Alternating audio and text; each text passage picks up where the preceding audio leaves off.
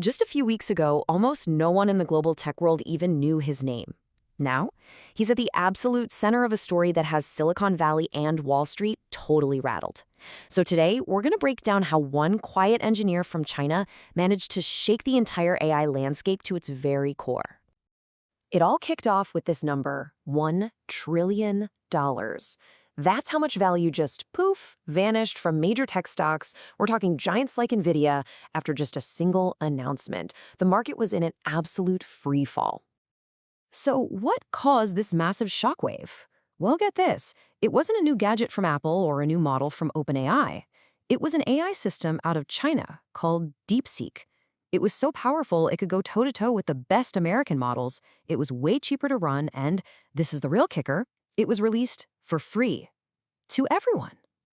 In an instant, it felt like the entire chessboard of the global AI race just got flipped over, and every clue pointed back to one guy. So naturally, the question on everyone's mind was, who on earth is Liang Wenfeng, and how did this quiet engineer from a rural village pull this off? To get the answer, you really have to go back and look at his story. Because while the man himself has stayed almost completely silent through all this chaos, his journey, well, it tells you everything you need to know.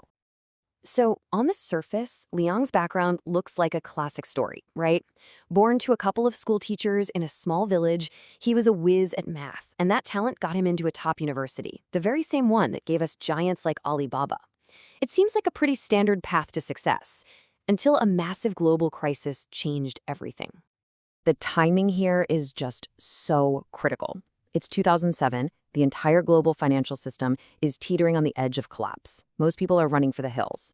But Liang, still a student, he runs toward the fire.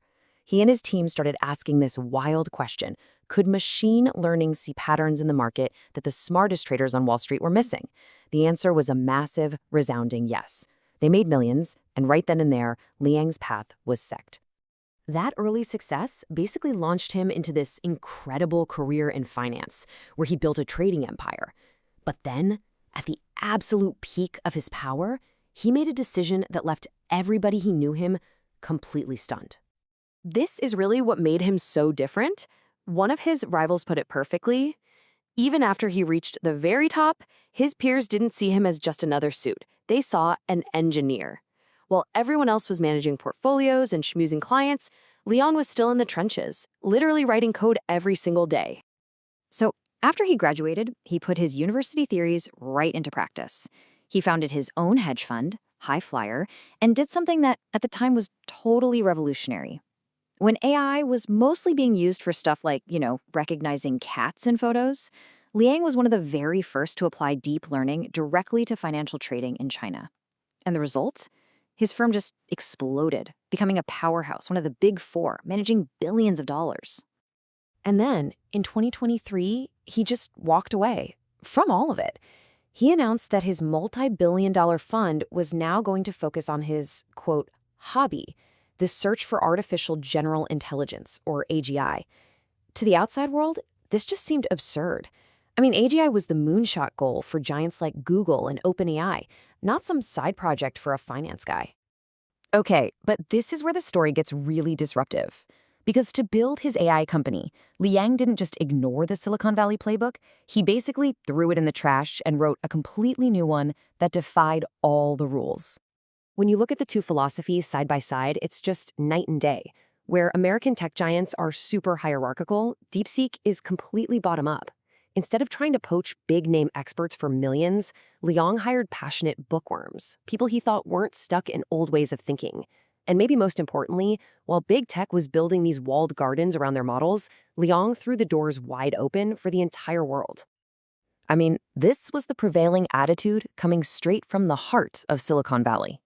You had OpenAI CEO Sam Altman basically saying that competing with them on these huge models was a fool's errand. The barrier to entry, the money, the talent, it was just too high. Don't even bother trying. But Liang's motivation was on a completely different planet.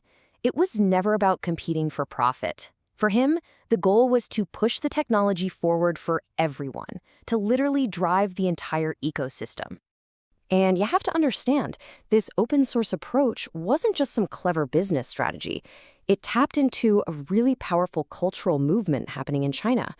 For this new generation of Chinese technologists, sharing your work isn't just a tactic. It's a badge of honor. It's seen as the fastest way to innovate and attract the best and brightest minds. Because of this incredible success and this totally unique way of doing things, Liang's story was about to take another huge, dramatic turn. This wasn't just a corporate story anymore. Oh no, this was becoming a geopolitical one. And that quiet engineer was about to be thrust right onto the world stage. In a move that absolutely stunned observers, Liang Wenfeng was appointed by the government as the one and only official AI leader for the entire country, a move that instantly put him at the dead center of the strategic tech rivalry between the US and China. His new mandate is crystal clear. He's been tasked with shifting China's role from just being a user of other people's technology to becoming a core innovator itself. He said that for years, Chinese companies have been great imitators. His goal is to foster pure originality, and it's all driven by his core belief that the relentless chase for profit is the very thing that kills true innovation. And all of this leaves us with a final massive question. You've got this guy who set out on a mission for pure technological progress, totally free from the pressures of making a quick buck. But now he's been handed immense national power and responsibility.